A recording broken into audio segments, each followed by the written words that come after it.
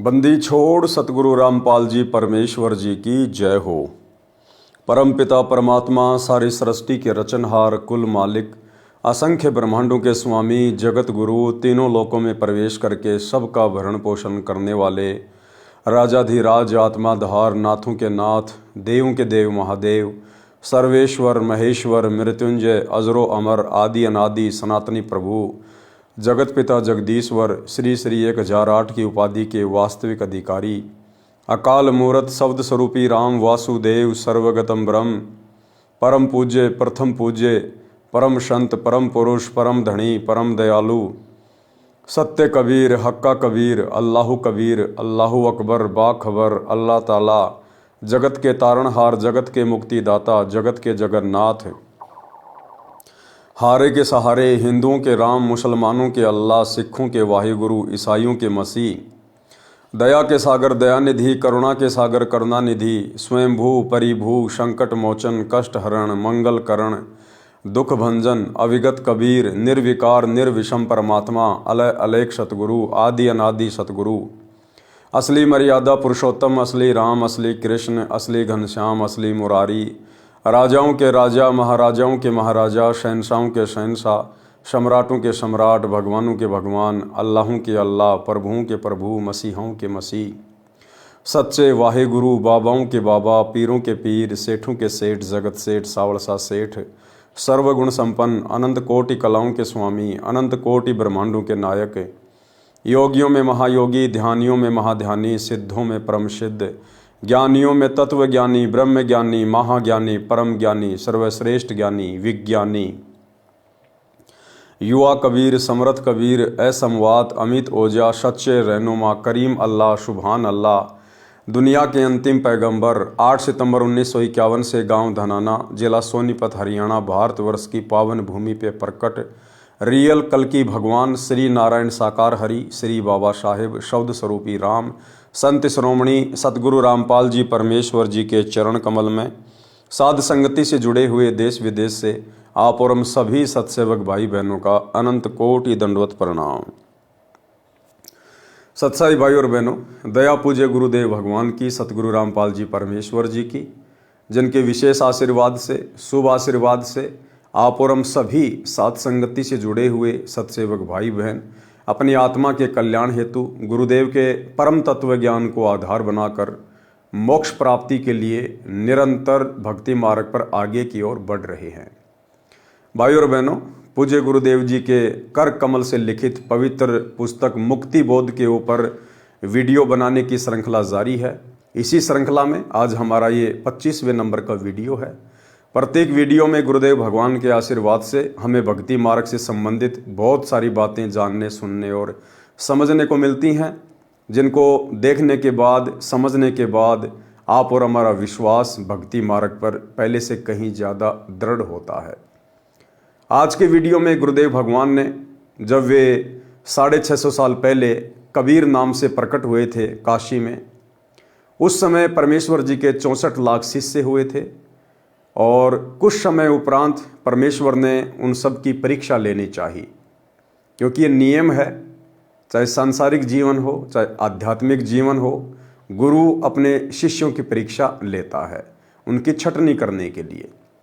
तो काफ़ी संख्या में गुरुदेव भगवान के शिष्य हो चुके थे और बहुत सारी ऐसी बातें ऐसी त्रुटियां निकल कर हम भक्तों के सामने आ रही थी, जिसके चलते परमात्मा ने हमारी परीक्षा लेना उचित समझा और उस परीक्षा में हम 64 के 64 लाख भगत फेल हो गए, क्योंकि हम गुरु को परमात्मा नहीं मान पाए थे। गुरु को परमात्मा माने बिना हमारे अंदर भय उत्पन्न नहीं हो सकता और भय बिना भक्ति नहीं हो सकती। ठीक इसी प्रकार भाई और बहनों, वर्तमान में पूज्य गुरुदेव जी ने लगभग 20 वर्ष तक दिन रात एक करके अवर्णनीय संघर्ष करते हुए आप और हम आत्माओं तक ये सत्ज्ञान पहुंचाया।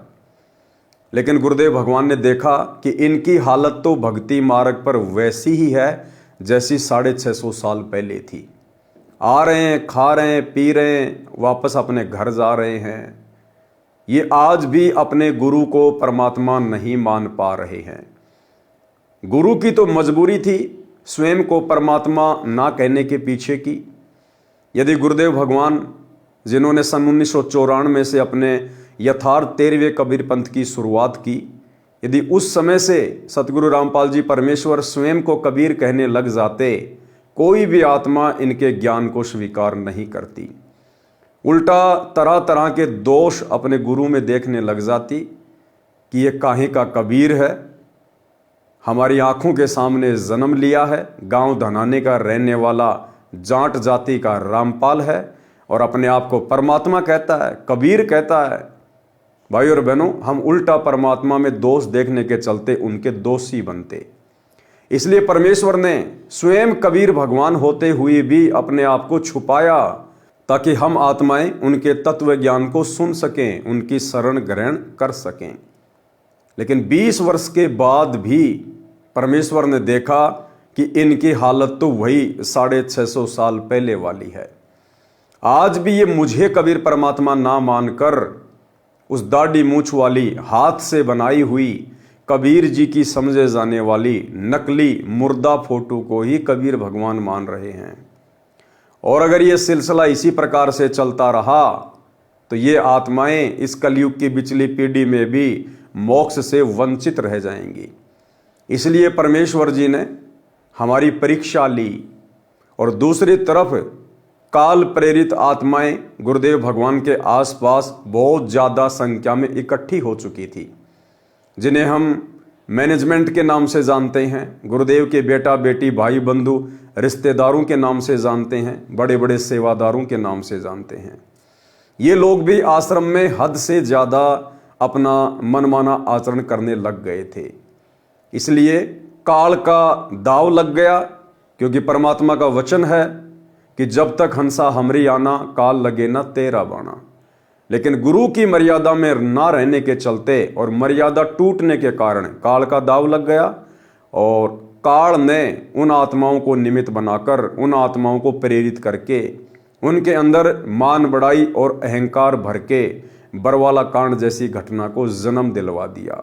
और परमेश्वर जानबूझकर मूक दर्शक बने रहे कि चलो अच्छा हुआ, इस बहाने कम से कम छटनी तो हो जाएगी, मेरे हीरे कौन हैं और पत्थर कौन है इनकी परख तो हो जाएगी।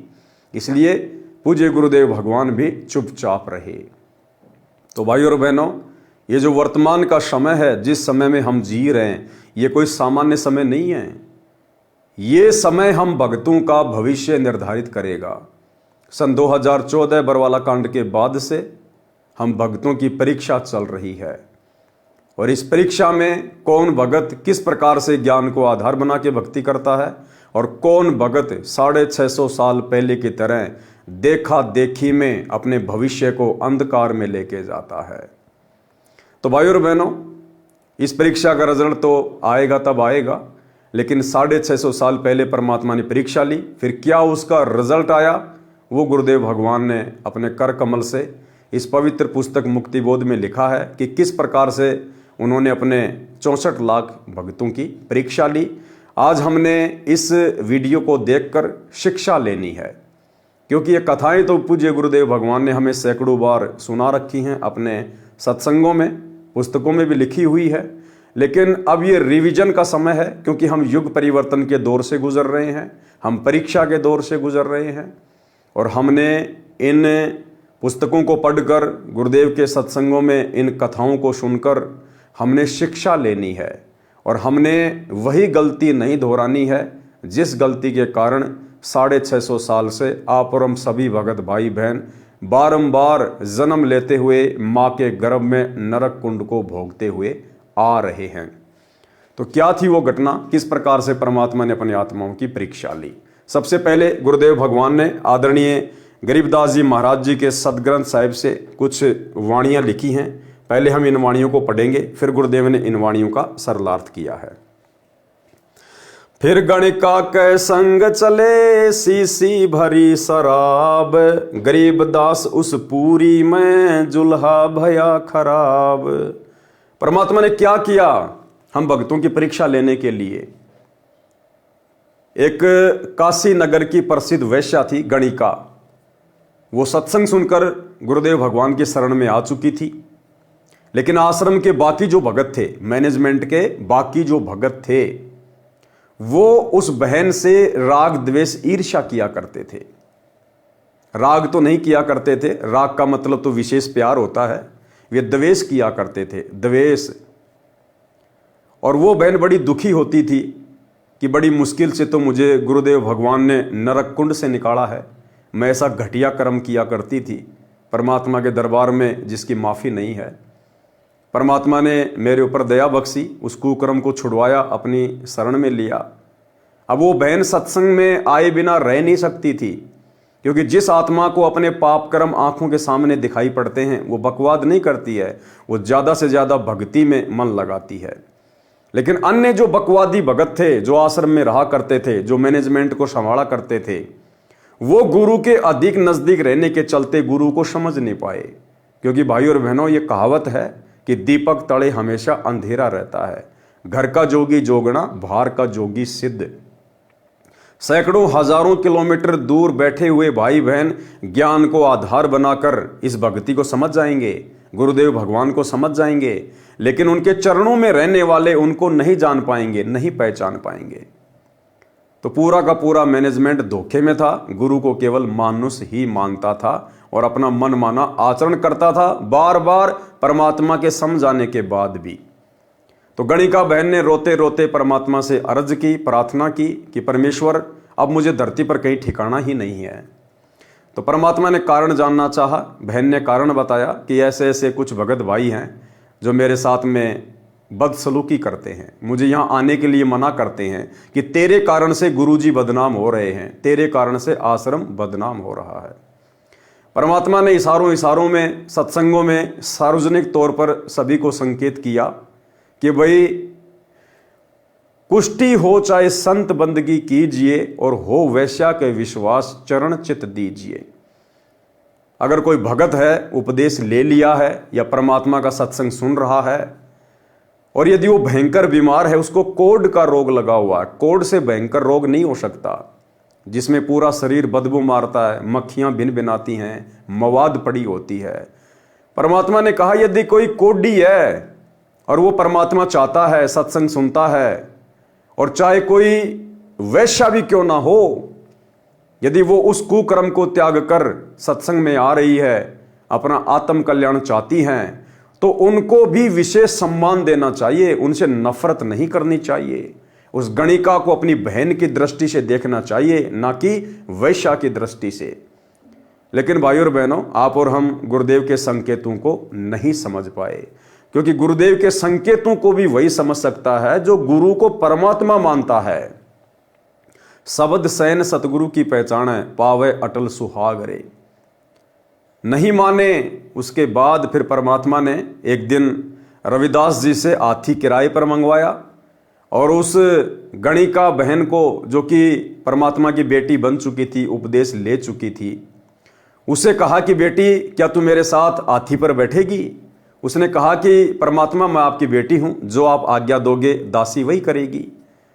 तो उस बहन को परमात्मा ने सज धज कर आने के लिए कहा, सारे हार श्रृंगार करके आने के लिए कहा, और हाथी पर बैठा दिया। पीछे परमात्मा बैठ गए, आगे रविदास जी हाथी चलाने लग गए। और गुरुदेव भगवान ने गंगा जल एक बोतल में भर के और इस प्रकार से पीने की एक्टिंग की जैसे आम व्यक्ति देखे तो उसको लगे कि कबीर जी शराब पी रहे हैं। और परमेश्वर ने उस हाथी को, जो चौपड़ का बाजार था, काशी का सबसे व्यस्ततम बाजार था, उधर से निकाल दिया। और उसके बाद में क्या प्रतिक्रिया होती है लोगों की, और किस प्रकार से परमेश्वर की उस लीला को ना जानकर, ना पहचान कर, अपने गुरुदेव भगवान में तरह तरह के खोट निकाल कर सारे के सारे भगत परमात्मा से दूर हो गए। तो गुरुदेव ने विस्तार से लिखा हुआ है, पहले वाणियां हैं। फिर गणिका के संग चले सीसी भरी शराब, गरीबदास उस पूरी में जुल्हा भया खराब। तारी बाजी पूरी में भिष्ट जुले दी नीच, गरीबदास गणिका सजी दो संतों के बीच। वो गणिका बहन दोनों संतों के बीच में हाथी पर बैठ गई। गावत बैन बिलास पद गंगा जल पीवंत, गरीब दास विहल भये मतवाले घूमंत। परमात्मा और रविदास जी हाथी पर बैठकर और उस गंगा जल को परमात्मा शराब की तरह पीने की एक्टिंग कर रहे हैं और परमात्मा की महिमा के शब्द गा रहे हैं। भड़वा भड़वा सब कहे कोई न जाने खोज, दास गरीब कबीर करम बाटत सिर का बोझ। अब पूज्य गुरुदेव भगवान की, कबीर परमात्मा की, सतगुरु रामपाल जी परमेश्वर जी की उस लीला को कोई भी नहीं समझ रहा है।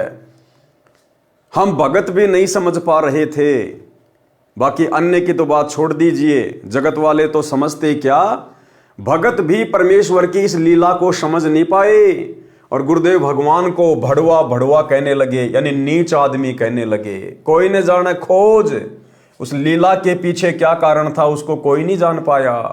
दास गरीब कबीर करम बाटत सिर का बोझ। आदरणीय गरीबदास जी कह रहे हैं कि वो कबीर परमात्मा अपने सिर से उस प्रकार की लीला करते हुए उन नकली भक्तों का बोझ उतार रहे थे। देखो गण का संग लई कहते कोम 36, गरीब दास इस झूले दी का दर्शन आन हदीस। देखो गणिका संग लई, काशी में लोग तरह तरह की बातें करने लगे, क्योंकि वो तो पहले से ही परमात्मा से द्वेष करते थे, ईर्ष्या करते थे।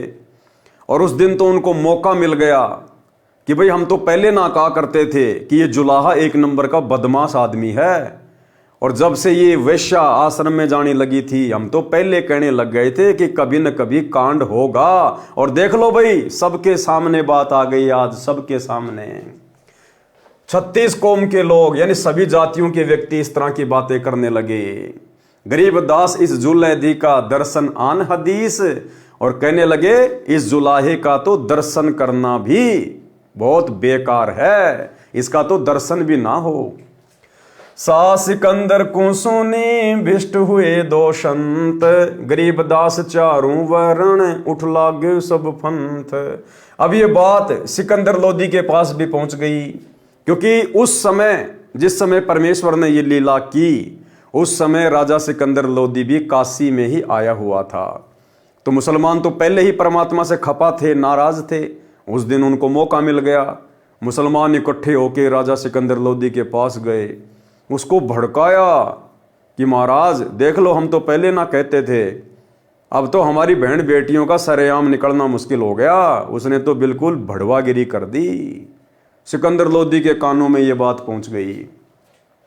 गरीब दास चारों वर्ण यानी ब्राह्मण, क्षत्रिय, वैश्य और शूद्र, चारों वर्णों के जितने भी लोग थे जो परमात्मा से ईर्ष्या करते थे, द्वेष करते थे, वो सब देखने के लिए आने लगे। 4 वर्ण 60 आश्रम दोनों दिन खुशहाल, गरीब दास हिंदू तुरक पड़ा शहर गली जाल।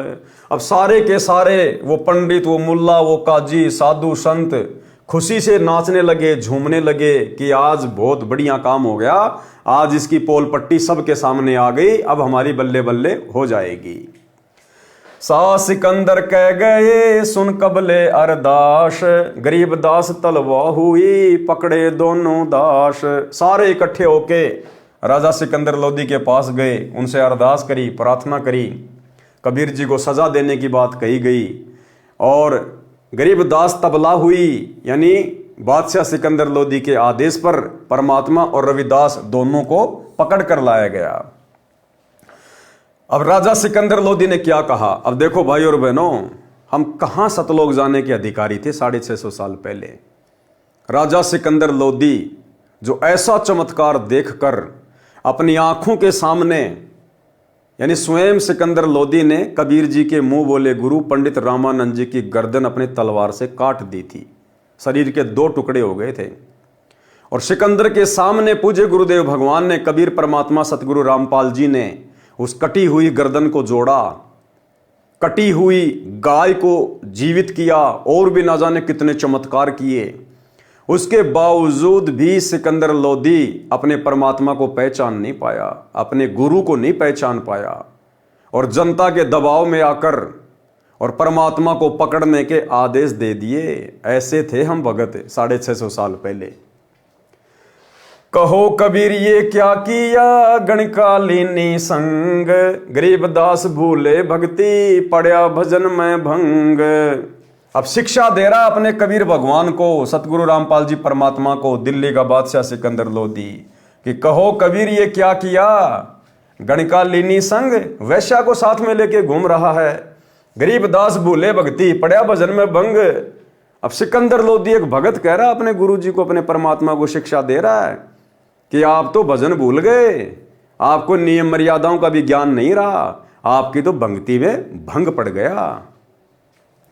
सुनो सिकंदर बादशाह हमरी अर्ज आवाज, गरीबदास व राखसी जिनियो साजा साज।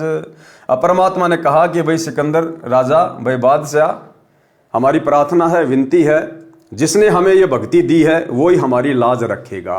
यानी साथ में परमात्मा हमें शिक्षा भी दे रहे हैं, इस भक्ति मार्ग पर हमारी इन क्रियाओं को ना समझकर, हमारी नियम मर्यादाओं को ना समझकर, ये समाज, घर परिवार वाले चाहे हमसे कितना द्वेष करें, कितनी ईर्ष्या करें, कितना हमें भला बुरा कहें, लेकिन हमने उनके साथ में लड़ना नहीं, झगड़ना नहीं, वाद विवाद नहीं करना। आधीनी के साथ यही कहना है कि भाई जो किया मेरे गुरुदेव भगवान ने किया, जैसा उन्होंने उचित समझा वैसा ही हुआ है, और भाई हमारी इज्जत, हमारी लाज हमारे गुरुदेव भगवान के हाथ में है। लड़ना झगड़ना नहीं, हमने वाद विवाद नहीं करना, जैसा कि परमात्मा ने जवाब दिया। क्या कहा? सुनो सिकंदर बादशाह हमरी अर्ज आवाज, गरीबदास वो राखसी जिनियो साजा साज। जड़िया तोक जंजीर गढ़ साहा सिकंदर आप, गरीबदास पद लीन है तारी अजोपा जॉप। अब देखो सिकंदर लोदी ने अपने गुरुदेव भगवान के पैरों में, हाथों में, अपने हाथों से जंजीर डाली जनता को खुश करने के लिए कि मेरा राज्य सुरक्षित रहे, लोग मुझसे नाराज ना हो। कई लोग ये ना सोचें कि भाई कबीर जी तो सिकंदर लोदी के गुरु हैं, इसलिए सिकंदर लोदी कुछ कर नहीं रहा है। जनता में अपने नंबर बनाने के लिए और अपने भगवान के हाथों में खुद सिकंदर लोदी यानी वो भगत हथकड़ियां डाल रहा है। अब बताओ भाई और बहनों, फिर वर्तमान में कोई बहुत भयंकर दुखी, परेशान, कैंसर का रोगी, शरीर गड़ा हुआ है और सतगुरु रामपाल जी भगवान की शरण में आता है, रोता है, चीखता है, चिल्लाता है। अब मालिक तो दयालु है, नाम दे देंगे, भक्ति दे देंगे, लेकिन वो रोग इतना जल्दी नहीं कट रहा। फिर वो मन में तरह तरह के दोष पालेगा, मैंने ऐसा क्या कर दिया, इस भक्ति में क्या दम है, मेरा रोग नहीं कट रहा, इतने दिन हो गए, मैंने इतने पाठ करा दिए, इतनी ज्योतियां करा दी, मुझे कोई लाभ नहीं हो रहा। अब कौन समझाए उन भगत भाई बहनों को? ये सिकंदर लोदी जैसे कुकर्म हमने किए हुए हैं, क्या पता वही सिकंदर लोदी है जिसकी इतनी बुरी हालत है वर्तमान में। फिर भी शुक्र मना कि परमात्मा ने तुझे अपनी शरण में ले लिया, वरना अपने गुरुदेव भगवान के साथ में ऐसा कर्म करने वाला तो असंख्य जन्मों तक गधे, कुत्ते, सूअर की योनियां भोगता है। फिर भी परमात्मा ने मौका दे दिया, अपनी शरण में ले लिया। तो हम भगत भाई बहनों के ऊपर यदि भक्ति करते करते भी इस प्रकार की कोई आपत्ति आ रही है, तो भाई और बहनों, भक्ति और भगवान में दोष नहीं देखना, अपने अंदर दोष देखना है कि हम थे वो नीच 650 साल पहले काशी में जो अपने भगवान को भड़वा भड़वा कह रहे थे। राजा सिकंदर लोदी के कहने पर हम उनके साथ में दुर्व्यवहार कर रहे थे, हमने उनको पत्थरों से मारा था, गंगा जी में डुबोने का प्रयास किया था, उनके हाथों में हथकड़ियां पहनाई थी, तोप से मार रहे थे, गोलियां चला रहे थे, तीर चला रहे थे, हम ही थे वो, कोई और नहीं था। लेकिन दयालु परमात्मा ने हमारी तमाम गलतियों को माफ़ करते हुए हमें फिर से अपनी शरण में लिया।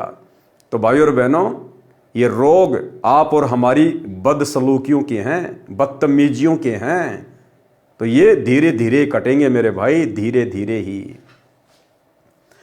जड़ियां तोक जंजीर गढ़ साहा सिकंदर आप, गरीबदास पद लीन है तारी अजप्पा जाप।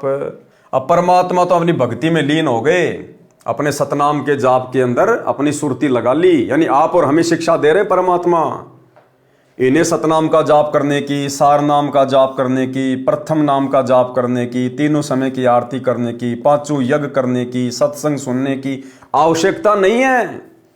इस खुराक की तो आप और हमें आवश्यकता है, क्योंकि रोगी हम हैं जन्म और मरण के। लेकिन ये भगवान हमारे साथ साथ भक्ति करके, भक्ति की खुराक खा के आप और हमें समझा रहा है। जैसे भाई और बहनों, छोटा बच्चा होता है, बीमार हो जाता है, माँ उसको दवा खिलाती है, तो कई बार क्या करता है कि बच्चा दवा नहीं खाता, नाटक करता है, उसको कड़वी लगती है। तो माँ क्या करेगी, एक दूसरी चम्मच उठाएगी, उसके ऊपर थोड़ा सा पानी डालेगी और वो चम्मच अपने मुंह में लेगी और कहेगी, देख बेटा मैंने भी पी ली, मीठी है मीठी, पी ले पी ले पी ले। वो बच्चा सोचता कि लो भाई मेरी माँ ने पी ली, अगर ये कड़वी होती तो मेरी माँ भी दुखी होती, इसका मतलब मीठी है, चलो मैं भी पी लेता हूं। और वो बच्चा अपने माँ के हाथ से चम्मच में रखी हुई उस दवा को पी लेता है। और मुंह में दवा जाने के बाद जब उसको कड़वी लगती है, फिर माँ कोई कम थोड़ी है, फिर ढंग से उसका यूं बीच देगी, यहां से यूं खोल देगी, उसका दांत वांत उसके वापस नहीं बीचने देगी, और ज्यादा नाटक करेगा तो फिर एक थप्पड़ भी मार देगी, और फिर वो चुपचाप पी लेता है और रोग से स्वस्थ हो जाता है। तो भाई और बहनों, गुरुदेव भगवान हमारी माँ है, और ये बहुत सारे यत्न करके, प्रयत्न करके आप और हमें भक्ति की खुराक खिलाते हैं। हाथों जड़ी हथकड़ी, पग बेड़ी पैराए, गरीब दास बिच गंग में, तहां दीन्या छिटकाए। अब परमात्मा के हाथों में, पैरों में हथकड़ियां डाल के, बेड़ियां डाल के, और गंगा जी के बीच में जाके उनको डुबोने के लिए छोड़ दिया। झड़ गए तोक जंजीर, सब लगे किनारे आए, गरीब दास देखे खलक, शोका जी बदशा। अब जैसे ही वो परमात्मा के जंजीरें बेड़ियां डाल के और गंगा जी के बीच में छोड़ के आए, उसी समय उन्होंने देखा कि अपने आप वो जंजीरें टूट गई, बेड़ियां टूट गई, और परमात्मा वापस किनारे की तरफ आ गए। और पूरी खलक, यानी जितनी भी भीड़ थी वहां पर, जितने भी लोग थे, सब देख रहे हैं, काजी और बादशाह भी देख रहा है। नीचे नीचे गंगा जल, ऊपर आसन थीर, गरीबदास बूढ़े नहीं, बैठे अधर कबीर। अब परमात्मा उस पानी के ऊपर ऐसे बैठे हैं, आसन पदम लगा के, जैसे कोई जमीन पे बैठा हो, और नीचे से गंगा जी बह रही है। गरीबदास बूढ़े नहीं, परमात्मा डूबे नहीं, बैठे अदर कबीर, जल के ऊपर बैठे हैं। यो अचरज कैसा भया, देखे दोनों दीन, गरीबदास का जी कहे, बांध दिया जल सीन। अब ये चमत्कार देख रहे हैं सभी, लेकिन उसके बावजूद भी अपने भगवान को समझ नहीं पाए, परमात्मा को। उल्टा ये कहने लगे कि कबीर जी ने जल को बांध दिया है, ये जंतर मंत्र जानता, इसलिए नहीं डूब रहा। गढ़ में फांसी डार कर, बांधो सिला सुधारी, गरीब दासियों झूले दी, जब बूढ़े गंगधार। फिर क्या स्कीम बनाई कि भाई इसको वापस लेके आओ बेला फुसला के, और इसके गले में जंजीर डाल के भारा सा पत्थर बांधो, और फिर इसको पानी में छोड़ के आएंगे, फिर डूबेगा ये। सिलाधरी जब नाव में, बांधी गड़े कबीर, गरीबदास फंद टूट के, ना डूबे जल नीर। उन्होंने वो कुकर्म भी कर लिया, उसके बावजूद भी परमात्मा नहीं डूबे। सिला चली शाह और को, देखत काशी ख्याल, गरीबदास कबीर का, आसन अदर हमाल। वो सिला, वो पत्थर की टुकड़ी जो परमात्मा के गले में बांधकर उनको डुबोने के लिए पानी के बीच में छोड़ा गया था, वो शिला राजा सिकंदर लोदी की ओर आने लगी, और ये तमाशा, ये ख्याल काशी के सभी लोग देखने लगे, और परमात्मा पानी के ऊपर आसन पदम लगा के बैठे हुए हैं। तीर बाण गोली चले, तोप रहक ल्यो सोर, गरीबदास उस झूले दी के गई एक नहीं और। उसके बाद स्कीम बनाई कि इनको तीर मारे जाएं, गोलियां मारी जाए, इनको बाण मारे जाएं, और इनको जल में डुबो दिया जाए, इनको नष्ट कर दिया जाए। अधरदार गोले बहे, जल के बीच गबाक, गरीबदास उस झूले दी पर शस्त्र छूटे लाख। अधरदार गोले बहे, अंधा धुंध तोप से गोले मारने लगे परमात्मा को मारने के लिए। लेकिन कोई भी अस्त्र शस्त्र परमात्मा कबीर जी की ओर नहीं जाता था। कोई तो वहीं गिर जाता था, कोई दूसरे किनारे पे, कोई और कहीं पानी में जाके गभाग से डूब जाता था। तोप रहकले सब चले, तीर बाण कमान, गरीबदास वो झूले दी, जल पर रहे अमान। अधर धार अपार गति, जल पर लगी समाद, गरीबदास निज ब्रह्म पद, खेल आदि अनाद। जुल्म हुआ बूढ़े नहीं, शस्त्र लगे ना बाण, गरीबदास इब कौन गति, कैसे लीजे प्राण। अब लोगों ने देखा भाई ये तो जुल्म हो गया, और जुलाहा तो डूब ही नहीं रहा, ना कोई अस्त्र लग रहा, ना कोई शस्त्र लग रहा, ना कोई तोप लग रही, ना बाण लग रहे। अब क्या यत्न करें जिससे कि इसके प्राण लिए जा सकें। लगी समाधि अगाध में, बिचरे काशी गंग, गरीबदास किलोल सर, छूहे चरण तरंग। चार पहर गोले बगे, धमी मुल्क मैदान, गरीबदास पोखर सूखे, रहे कबीर अमान। अब 4 पहर तक, यानी भाई और बहनों 4 पहर तक पूरा दिन हो गया परमात्मा के ऊपर गोले छोड़ते हुए, तीर बाण छोड़ते हुए, और सब लोग भूखे प्यासे खड़े हैं। आसपास के छोटे मोटे जो तालाब थे, तोप के गोले गिरने से वो भी सूख गए, लेकिन लोग बकवाद करने से बाज नहीं आए। अपनी करनी सब करी, थाके दोनों दीन, गरीबदास अब झूले दी, बैठ गए जलमीन। अब परमात्मा ने देखा ये नालायक हैं तो मेरे ही बच्चे, लेकिन ये दुखी हो रहे हैं, परेशान हो रहे हैं, भूखे प्यासे मुझे मारने के लिए यहाँ खड़े हुए हैं। ये तो अपनी जो करनी है वो कर ही रहे हैं, अपने कर्म ये बिगाड़ रहे हैं इंदौर मुसलमान। परमात्मा को ही दया आई उनके ऊपर, उसके बावजूद भी परमात्मा ने उन पर रहम किया, दया करी कि ये नहीं जाने वाले, ये तो पूरी तरह से काल प्रेरित हैं। परमात्मा खुद ही अपनी सिद्धि शक्ति से जल के अंदर समा गए, चले गए। उसके बाद उन लोगों को असीम शांति हुई कि जूला मर गया, जूला डूब गया, नाचने लगे, खुशी मनाने लगे और वापस अपने घर को चल दिए। अपनी करनी सब करी, थाके दोनों दीन, गरीबदास अब झूले दी, बैठ गए जलमीन। डूब्या डूब्या सब कहें, हो गए गारत गोर, गरीबदास कबले धनी, तुम आगे क्या जोर। अब सब कहने लगी डूब गया जुलाहा, डूब गया जुलाहा, और सभी लोग बादशाह सिकंदर लोदी को कहने लगे गरीबदास कबले धनी, तुम आगे क्या जोर। कि है बादशाह सिकंदर लोदी, आपके आगे इस जुलाही की क्या औकात, डूब गया आखिर। आनंद मंगल होत है, बटे बधाई बेग, गरीबदास उस जुल्ले दी पर फिर गई रेती रेग। आपस में बधाइयां बांटने लगे, मिठाइयां बांटने लगे कि कट गया टंटा जुलाहे का, गंगा जी में डूब गया, अब ऊपर मिट्टी वगैरह से वो दब जाएगा। हस्ती घोड़े चढ़त हैं, पान मिठाई चीर, गरीबदास काशी खुशी, बूढ़े गंग कबीर। परमात्मा के जल में डूबने की खुशी में सब लोग मिठाइयां बांटने लगे, खुशी मनाने लगे। जाओ घर दास के, हिलकारे हजूर, गरीबदास खुशियां कहो, कईयो नहीं कसूर। अब वो कहने लगे कि रविदास जी के पास जाओ और कहो उसको कि तू जिसको अपना परमात्मा कहता था ना, वो डूब गया, गंगा जी में मर गया। झालर ढोलक बजत हैं, गावे शब्द कबीर, गरीबदास रैदास संग, दोनों एक ही तीर। अब उधर परमात्मा वहां से अंतर ध्यान हुए, उन लोगों के सामने तो पानी में डूब गए, और वहां से परमात्मा अंतर ध्यान हुए और गरीबदास जी के पास झोपड़ी में जाकर अपनी महिमा के शब्द गाने लगे।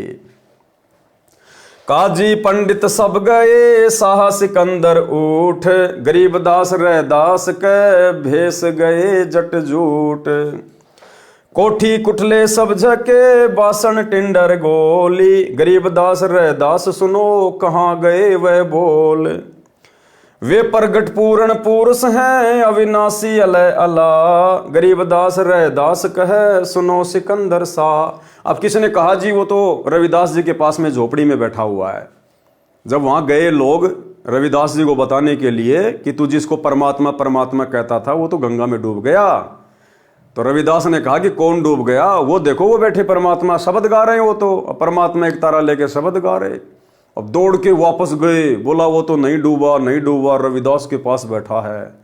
तो फिर उधर सिकंदर लोदी, शेख तकी, मुसलमान इकट्ठे होके फिर आए और परमात्मा को ढूंढने लगे। वहां पर उनके गुद्दड़ वगैरह, उनके बासन यानी वो मटके वगैरह, बर्तन वगैरह सब फैला दिए, कहाँ है कहाँ है। तो रविदास जी ने कहा कि भैया तुम नहीं समझ पाओगे, वो खुद पूर्ण परमात्मा धरती पे प्रकट हैं, आप उनकी लीला को समझो, अपने कर्म मत फोड़ो। वो कहीं भी जा सकते हैं, वो सब जगह हैं, सर्वव्यापी हैं, सर्वंग परमात्मा है। उसके बाद किसी ने कहा रे वो तो गंगा जी में बैठा है किनारे पे, गंगा जी पे बैठा है किनारे पे, फिर सारे गंगा जी की तरफ दौड़ लिए। वे प्रगट पूर्ण पुरुष हैं, अविनाशी अलय अला, गरीब दास रह दास कहे, सुनो सिकंदर सा। सूरजमुखी सुभान सर, खिले फूल गुलजार, गरीब दास का जी पंडित, करता शाह पुकार। शाह सिकंदर फिर गए उस गंगा के तीर, दास गरीब कबीर हरि बैठे ऊपर नीर। जब पता चला कि वे तो गंगा जी के किनारे बैठे हुए, डूबे नहीं हैं, तो सिकंदर लोदी, शेख तकीर, मुसलमान दौड़ के गए तो देखा वहां परमात्मा आसन पदम लगा के और जैसे कोई ध्यान लगाता है इस प्रकार से बैठे हुए हैं पानी के ऊपर। बैठ मला जिहाज में गए धार के बीच, गरीब दास हरि हरि करे, प्रेम फुहारे सींच। अब एक नाविक को, मलाह को नाव में बैठा कर परमात्मा के पास में भेजा गया कि उनको जाकर बैला फुसला के वापस लेके आओ, उनको फिर से डुबोएंगे।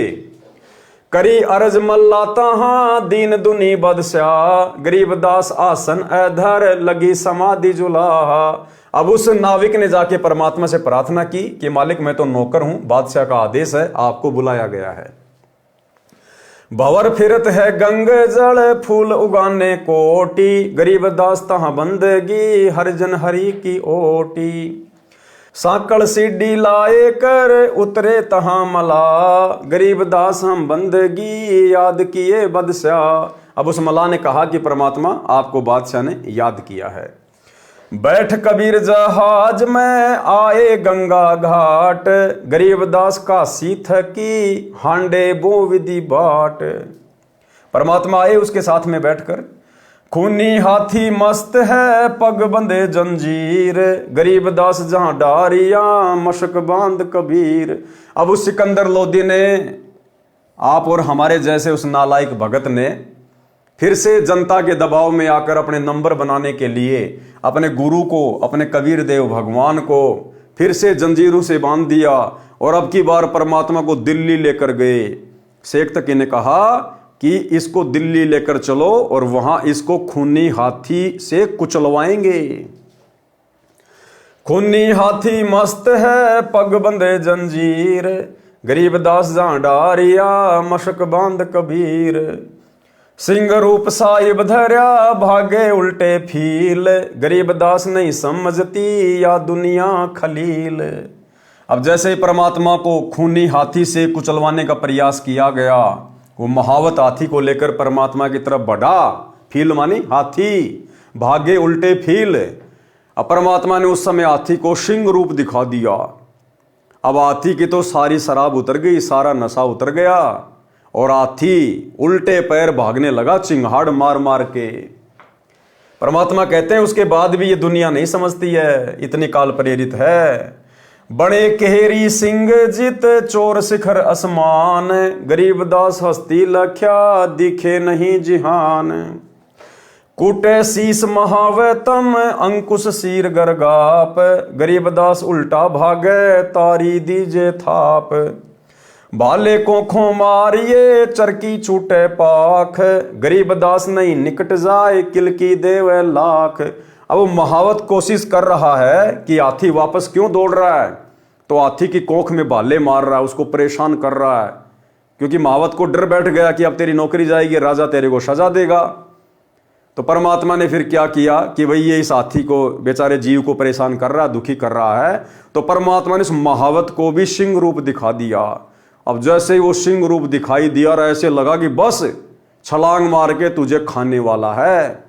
अब वो महावत तो हाथी से नीचे कूद के हाथी से भी पहले दौड़ लिया। भाले को खो मारिए चरकी छूटे पाख, गरीबदास नहीं निकट जाए किल की देवे लाख। जैसी भक्ति कबीर की ऐसी करे ना कोई, गरीबदास कुंजर थके उल्टे भागे रोए। अब देखो हमें क्या समझाना चाह रहे हैं गुरुदेव भगवान, हमें परमात्मा समझाना चाह रहे हैं कि भैया जैसी भक्ति कबीर की ऐसी करे न कोई, गरीबदास कुंजर थके उल्टे भागे रोए। कि जिस प्रकार से एक भगत की भूमिका करते हुए कबीर परमात्मा ने भक्ति की, पूरी तरह से मर्यादा निभाई, परमात्मा पर आश्रित रहे, कोई आन उपासना नहीं की, अपने गुरु के अलावा किसी और में परमात्मा नहीं देखा।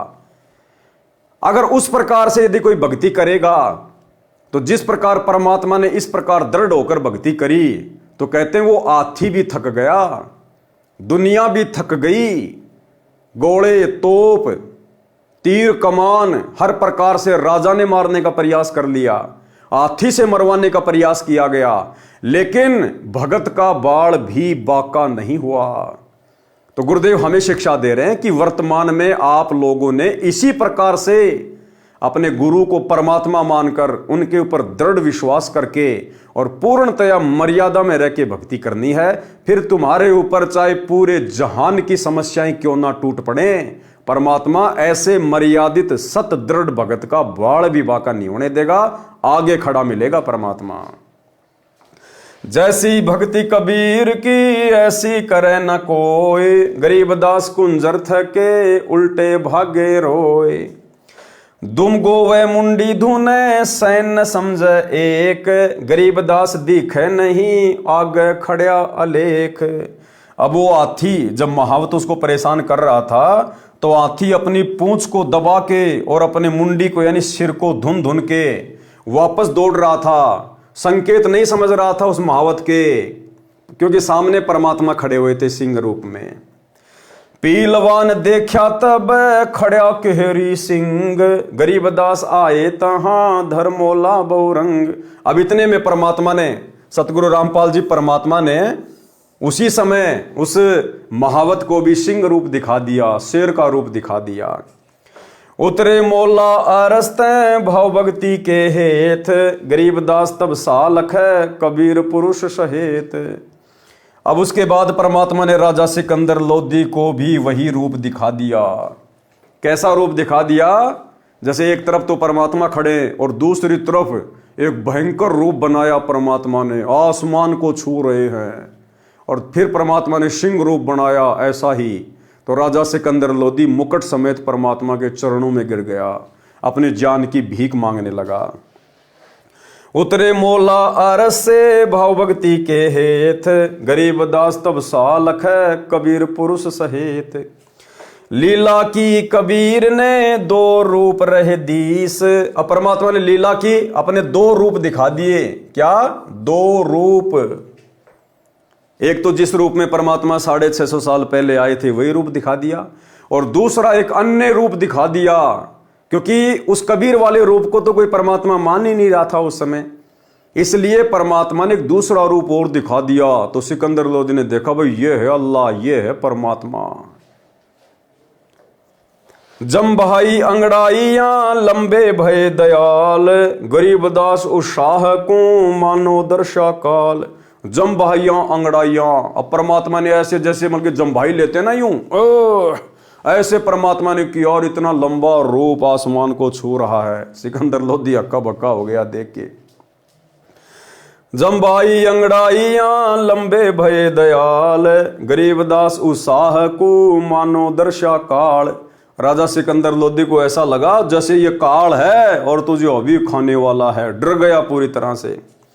कोटि चंद्र शशि भान मुख गिरद कुंड दुम लील, गरीबदास नाटी के भाग गए रणफील।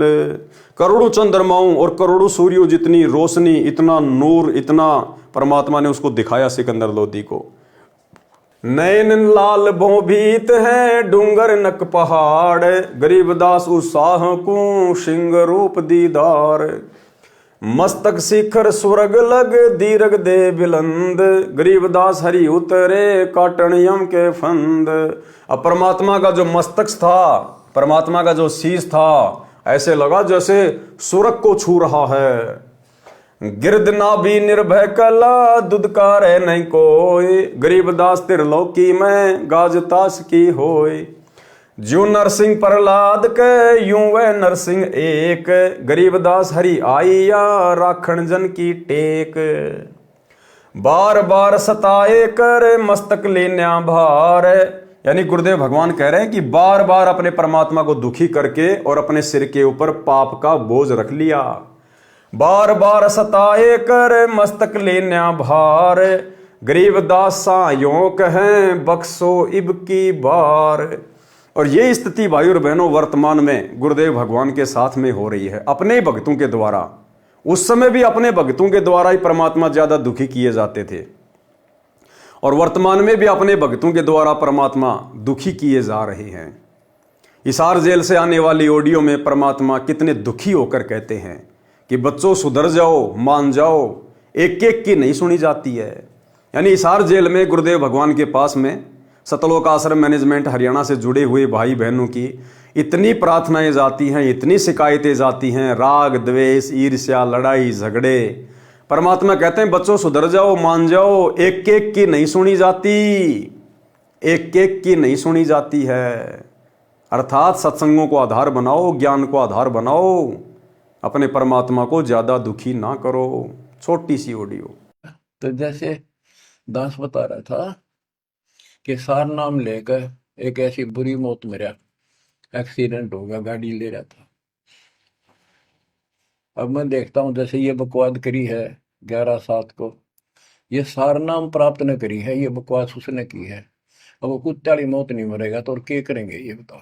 सार नाम ले लिया, कोई परमानेंट टिकट होगी तब उसका कुछ भी ना होगा, बकवाद वैसे करता रहो। भाड़ में जाओ इसे सस और ऐसे कोऑर्डिनेटर तो अपनी बकवास करके, भाड़ में जाओ इसे सस और ऐसे कोऑर्डिनेटर तो अपनी बकवास करके, भाड़ में जाओ इसे सस और ऐसे कोऑर्डिनेटर तो अपनी बकवास करके। कर्म बना लो, बकवास छोड़ दो। ये बार बार कहने की बात नहीं है। तो मुश्किल से मानो शरीर मिला, इसमें तुम वो चौधर में खो दियो और नष्ट करके चले जाइए इस जीवन को। जो आदेश दास का हो भगत तो वो है, कूदता हूँ गुरुदेव का।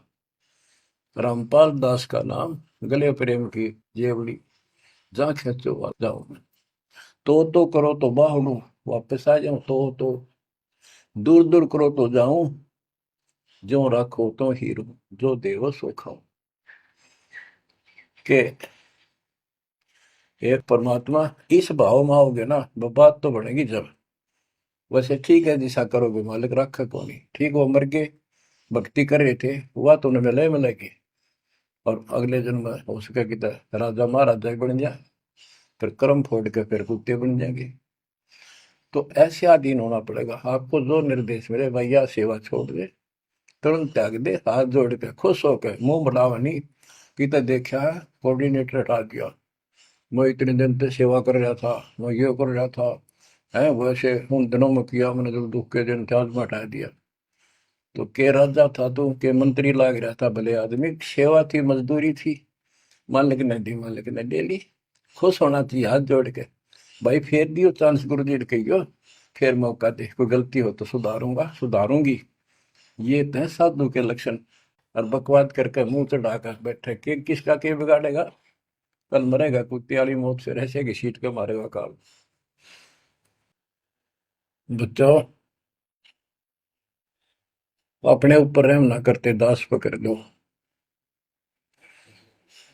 मेरा संघर्ष देखो, 27-28 साल हो गए दास में, 1994 से आज तक हिसाब ला लो।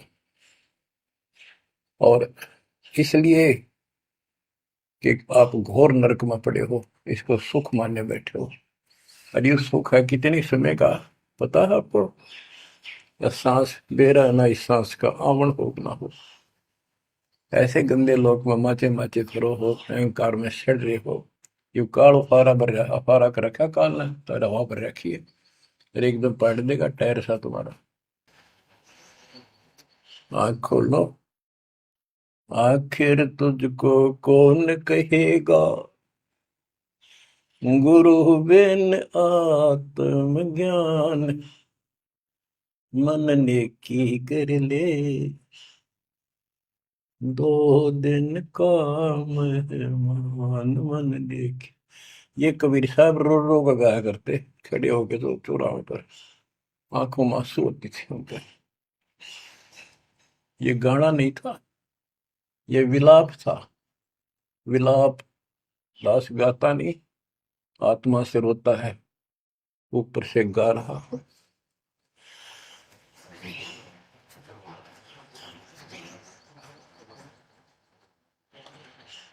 120 साल आपके बाप, आपके पिता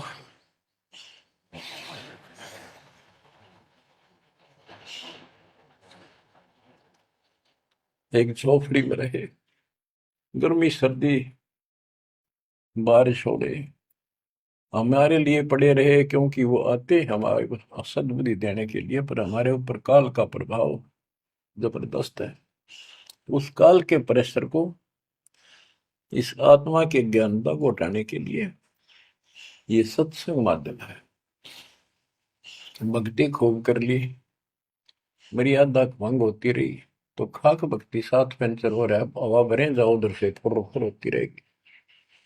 पहले मर्यादित हो जाओ, पंचर ला लो सारे, और फिर अपनी थोड़ी हवा आराम से भरो, और देखना सारा काम ठीक हो जाएगा। बच्चों, आखिर तुझको कौन कहेगा गुरु बिना तो ज्ञान। तो भाई और बहनों, स्थिति आज भी परमात्मा के सामने वैसी की वैसी है। ये तो दया करी गुरुदेव भगवान ने, ये समय परमात्मा ने मोक्ष का निर्धारित किया हुआ है। परमेश्वर ने अपनी कुछ आत्माओं को सतलोक के लिए तैयार करना था, इसलिए परमेश्वर ने अपने लाखों की संगत में से 2014 बरवाला कांड के बाद छटनी करते हुए और अपनी विशेष आत्माओं को सात संगति से जोड़ दिया है। हम भाई बहन अपने परमात्मा से इसार जेल में कोई प्रार्थना नहीं लगाते हैं, ना किसी ने लगाई है। हम भक्ति करते हैं और केवल भक्ति की प्रार्थना अपने गुरुदेव से अपने घर पे करते हैं। बाकी हर चीज के लिए परमात्मा ने सत्संगों में हमें भली भांति समझा रखा है। बार बार सताए कर मस्तक लेना भार, गरीब दासायों कहें बख्शो इब की बार। अब सिकंदर लोधी बोला, हे भगवान मुझे अब की बार माफ कर दो, दोबारा ऐसी गलती नहीं करूंगा। तहां सिंह ल्यो लीन हुआ परचा इब की बार, गरीब दासायों कहें अल्ले दिया दीदार। सुन काशी के पंडितों काजी मुल्ला पीर, गरीबदास इसके चरण ल्यो अले अले कबीर। अब राजा सिकंदर लोधी उन मुल्ला काजियों को और पंडितों को कहने लगे, भैया क्यों मुझे मरवाते हो बार बार, ये तो अल्लाह है, परमात्मा है, इनके चरण लो। लेकिन वो कैसे चरण ले, क्योंकि वो रूप तो केवल सिकंदर लोधी को दिखाई दे रहा था, बाकी लोगों को नहीं दिखाई दे रहा था। बाकी लोग तो यही सोच रहे थे कि भाई ये तो काफिर के चक्कर में आ गया, इस कबीर के चक्कर में आ गया बादशाह। उल्टा लोग, वो काजी मुल्ला पंडित राजा सिकंदर लोधी से नाराज होके चले गए, भाग गए। यो कबीर अल्लाह है उतरे काशी धाम, गरीबदास शाह कहें जगर मुए बेकाम। अब सिकंदर लोधी ने कहा कि भैया तो खुद अल्लाह आए हुए हैं, परमात्मा हमारे काशी में, और हम तो फालतू में इनके साथ में लड़ाई झगड़ा करके अपना काम बिगाड़ रहे हैं। काजी पंडित रूठियां हम त्याग्या यो देश, गरीबदास सट दल कह जादू सिहर हमेश। अब वो काजी मुल्ला राजा सिकंदर लोधी से नाराज होके कहने लगे कि हम तेरे शहर को छोड़कर कहीं और जाएंगे, तू तो इसका पक्का चेला बन गया, तेरे ऊपर तो इसका जादू छा गया। इन जादू जंतर किया हस्ती दिया भगाए, कि इस कबीर ने तो जादू जंतर करके हाथी को भगा दिया। गरीबदास इतना रहे हैं काशी बिडरी जाए। सारे लोग नाराज हो गए सिकंदर से। काशी बिडरी चहो दिशा थाम बनहारा एक, गरीबदास कैसे थमे बिडरे बहुत अनेक। क्यों बिडरी गडरी दूनी कथा कबीर समूल, गरीबदास उस वृक्ष के अनंत कोटि रंग फूल। बिडरे भेष विवेक तज छोड़ गए सब सोंज, गरीबदास दिल्ली आगरे कोई दर गए सी रोज। कोई अयोध्या को चले कोई वृंदावन सेव, गरीबदास सुरती तकी कोई रामेश्वर देव। पारक के अंक की वाणी नंबर 726 से 792 का सरलार्थ है। शिष्यों की परीक्षा। बंदी छोड़ कबीर परमेश्वर जी द्वारा अनेकों अनहोनी लीलाएं करने से प्रभावित होकर 64 लाख शिष्य बने थे। परमेश्वर तो भूत भविष्य तथा वर्तमान की सब जानते हैं। उनको पता था कि ये सब चमत्कार देखकर तथा इनको मेरे आशीर्वाद से हुए भौतिक लाभों के कारण मेरी जय जयकार कर रहे हैं। गुरुदेव सतगुरु रामपाल जी परमेश्वर जी को भी पता था 2014 बरवाला कांड से पहले कि ये जितने भी लोग आ रहे हैं, जो मेरे साथ में मुख्य लोग रहते हैं, मेरा परिवार है, मेरे रिश्तेदार हैं, ये कोऑर्डिनेटर हैं, ये केवल इनको प्राप्त लाभ के आधार पर मेरी जय जयकार कर रहे हैं। ये ज्ञान को आधार बनाकर मुझे परमात्मा मानकर जय जयकार नहीं कर रहे। ये मुझे परमात्मा समझकर मेरे साथ में नहीं जुड़े हुए हैं। ये अपने आत्म कल्याण की दृष्टि से नहीं जुड़े हुए हैं। इनको सौ लाभ दिए हैं इस भक्ति पर लगाने के कारण। केवल उन फायदों को देखकर ये मेरी जय जयकार कर रहे हैं और मेरे से जुड़े हुए हैं। ये ज्ञान आधार से बिल्कुल भी नहीं है। इनको मेरे आशीर्वाद से हुए भौतिक लाभों के कारण मेरी जय जयकार कर रहे हैं। इनको मुझ पर विश्वास नहीं है कि मैं परमात्मा हूं। और वास्तव में भाई और बहनों, यदि संगत को, गुरुदेव भगवान के परिवार को, सतलोक आश्रम मैनेजमेंट हरियाणा को यदि विश्वास होता कि हमारे गुरुजी परमात्मा हैं, सतगुरु रामपाल जी खुद ही कबीर देव हैं, तो वो दाढ़ी मूंछ वाली कागज की समझे जाने वाली कबीर जी की नकली फोटो आज उनके घर में नहीं होनी चाहिए थी। इनको मुझ पर विश्वास नहीं है कि मैं परमात्मा हूं, परंतु देखा देखी कहते अवश्य हैं कि कबीर जी हमारे सदगुरु जी तो स्वयं परमात्मा आए हैं। ठीक इसी प्रकार सत्सेवक भाई बहनों को छोड़कर आज 90% सतलोक आश्रमों से जुड़ी हुई संगत का भी यही हाल है। अपने गुरु जी को तो कहते हैं परमात्मा परमात्मा, लेकिन परमात्मा मानते नहीं हैं। सिर्फ जुबान से अपने गुरु को भगवान कहते हैं, परमात्मा कहते हैं। और जब जून का महीना आता है तो उस दाढ़ी मूंछ वाली कबीर जी की समझे जाने वाली नकली मुर्दा फोटो का कबीर प्रकट दिवस मनाकर ये साबित कर देते हैं कि आज इस कलयुग की बिचली पीढ़ी में और 30 वर्ष से इतना ज्ञान देने के बाद भी हम केवल अपने गुरु जी को मानुष ही मानते हैं। और भगवान तो हम उस दाढ़ी मूंछ वाली कबीर जी की मुर्दा फोटो को ही मानते हैं। इनको मुझ पर विश्वास नहीं है कि मैं परमात्मा हूं, परंतु देखा देखी कहते अवश्य हैं कि कबीर जी हमारे सदगुरु जी तो स्वयं परमात्मा आए हैं। अपने लाभ भी बताते हैं। जैसे आजकल भाई बहन कितने इंटरव्यू दे रहे हैं और लास्ट में कहते हैं सतगुरु रामपाल जी खुद ही परमात्मा आए हैं, इनकी शरण में आ जाओ, लेकिन मानता कोई नहीं कि सतगुरु रामपाल जी परमात्मा है। एक दिन परमेश्वर कबीर जी ने शिष्यों की परीक्षा लेनी चाहिए कि देखूं तो कितने ज्ञान को समझे हैं। ठीक इसी प्रकार सतगुरु रामपाल जी परमेश्वर जी ने सन 2014 बरवाला कांड से पहले देखा देखी में चल रही संगत को देखने के लिए, उनकी परख करने के लिए कि देखो तो सही कितने मेरे भगत हैं, कितने भक्ति पे दृढ़ हैं, कितने ज्ञान को आधार बनाकर गुरु को भगवान मानकर भक्ति कर रहे हैं। देखूं तो कितने ज्ञान को समझे हैं। यदि इनको विश्वास ही नहीं है तो ये मोक्ष के अधिकारी नहीं हैं। यदि इनको विश्वास नहीं है कि हमारे गुरुजी खुद ही परमात्मा हैं, कबीर जी हैं, और अपने गुरु को कबीर समझकर जब तक कबीर जैसा हम उनके साथ व्यवहार नहीं करेंगे तो भाई हम मोक्ष के अधिकारी नहीं हैं। यदि इनको विश्वास ही नहीं है तो ये मोक्ष के अधिकारी नहीं हैं। ये तो मेरे सिर पर व्यर्थ का भार है। इसलिए गुरुदेव भगवान ने बरवाला कांड 2014 में काल के षड्यंत्र को किसी भी प्रकार से नहीं रोका और उस घटना को घटने दिया कि छटनी हो जाएगी। जो मेरा होगा वो अपने ज्ञान का परिचय दे देगा और जो काल का होगा वो काल को ही पूजता रहेगा और मुझे भी अपना गुरु धारण किए रहेगा। यदि इनको विश्वास ही नहीं है तो ये मोक्ष के अधिकारी नहीं है। ये तो मेरे सिर पर व्यर्थ का भार है, यानी फालतू का बोझ है। ये विचार करके एक योजना बनाई। अपने परम शिष्य रविदास से कहा कि एक हाथी किराए पर लाओ। काशी नगर में एक सुंदर वेश्या थी। उसके मकान से थोड़ी दूरी पर किसी कबीर जी के भगत का मकान था। कबीर जी उसके आंगन में रात्रि के समय सत्संग कर रहे थे। उस दिन उस वेश्या के पास भी ग्राहक नहीं थे। सत्संग के वचन सुनने के लिए वह अपने मकान की छत पर कुर्सी लेकर बैठ गई। पूरी रात्रि सत्संग सुना और उठकर सत्संग स्थल पर गई तथा परमात्मा कबीर जी को अपना परिचय दिया तथा कहा कि गुरुजी, क्या मेरे जैसी पापणी का भी उद्धार हो सकता है? मैंने अपने जीवन में प्रथम बार आत्म कल्याण की बातें सुनी है। अब मेरे पास दो ही विकल्प है कि या तो मेरा कल्याण हो या मैं आत्महत्या करके पापों का प्रायश्चित करूं। इसको कहते हैं भाई और बहनों, ज्ञान और घाम का चमका होना। यानी जिसको ये मार्ग समझ में आना होता है एक झटके में आ जाता है, अन्यथा वो चिकने घड़े हो जाते हैं, कितना ही समझा लो। वो बहन परमात्मा की युगों युगों की साध्वी थी, उनकी आत्मा थी। एक ही रात में झटका लग गया, अपने पाप कर्मों से गलानी होने लग गई और परमात्मा से जाके उपदेश ले लिया। अब मेरे पास में दो ही विकल्प हैं कि या तो मेरा आत्म कल्याण हो या मैं आत्महत्या करके पापों का प्रायश्चित करूं। परमात्मा कबीर जी ने कहा, बेटी आत्महत्या करना महापाप है।